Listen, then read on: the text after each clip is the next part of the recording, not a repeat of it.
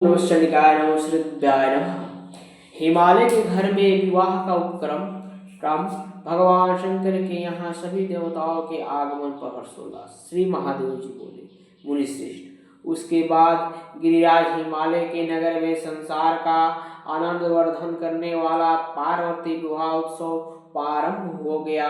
महामते मेरी मृदंग ढोल तुरही तथा गोमुख बाद विशेष की ध्वनि से भूमि और आकाश का अंतराल पूर्ण रूप से विद्यमान हो उठा। उस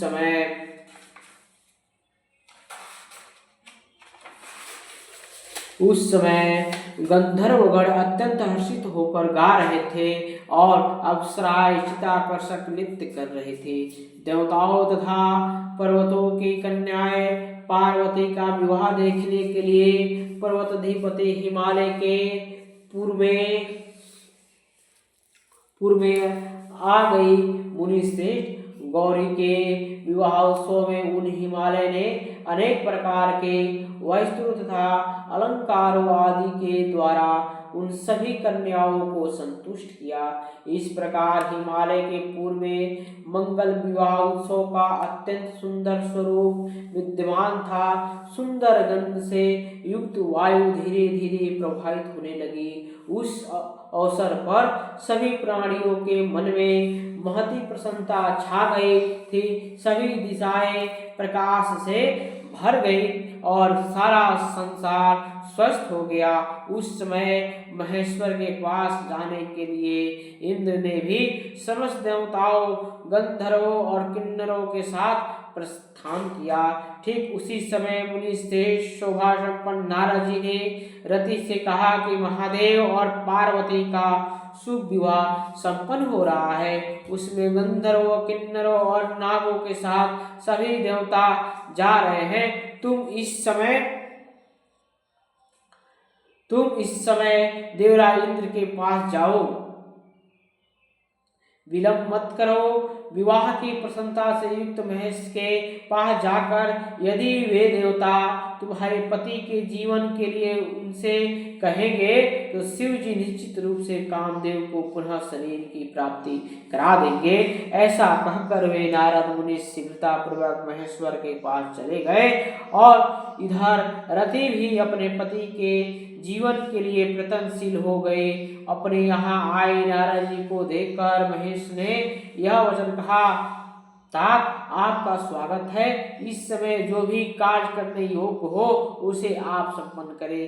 तब नारद जी ने कहा, महेश्वर, सभी देवता, सिद्ध, चारण, गंधर्व, किन्नर और महर्षिगण आ रहे हैं। अतः शंभो प्रभु, आपको देवताओं के साथ रात्रि आने पर शुभ लग्न में हिमालय के पूर्व के लिए प्रस्थान करना चाहिए। वहां महान उत्सव के लिए साथ आपका विवाह संपन्न होगा। उस समय सभी देवताओं, गंधर्व और किन्नरों को साथ लिए देवराज इंद्र महेश के पास आ गए। उग्र जगत के कारण स्वरूप महादेव को प्रणाम करके उन देवताओं ने कहा, प्रभु, इस समय हमारे लिए आपका क्या आदेश है। इस पर उन्होंने कहा, मेरे इस विवाह में जो भी आप लोगों के करने योग्य हो आप लोग उसे करें। इसके बाद शिव के विवाह में महान मंगल आरंभ हो गया। देवराज इंद्र का मन प्रसन्नता से प्रफुल्लित था। शंभु के उस तपोवन में भेरी आदि बाजों की ध्वनि से सभी दसों दिशाएं गुंजित हो गए। मुनि श्रेष्ठ गंधर्व लोग मनोहर गान करने लगे, पुष्पों की वर्षा होने लगी और अप्सराएं नाचने लगी। मुनिवर, देवाधिदेव के शिव के तपोवन में वृक्षों की शाखाएं खिले हुए सुंदर पुष्प गुच्छों से झुक गई। उस वन में हजारों कोयल और भौरे मनोहर गान करने लगे और मल्यानिल बहने लगा। तत्पश्चात लोक पितामह ब्रह्मा, महर्षि वशिष्ठ आदि अपने मानस पुत्र के साथ वहां आ गए और भगवान विष्णु भी मांगलिक विवाह करने के लिए सरस्वती तथा लक्ष्मी के साथ भगवान शिव के पास पहुंच गए। इस प्रकार आए हुए उन देवताओं को देखकर विश्वेश्वर शिव का हृदय प्रफुल्लित हो गया और उनका कमल प्रशंसा से खिल उठा। ओम नमः शिवाय, नमः श्री दुर्गाय, नमः श्री दुर्गाय नमः। जय माता दी, माता रक्षा कीजिए। जय बाबा। आप सभी का दिन मंगलमय हो। जय माता दी, जय।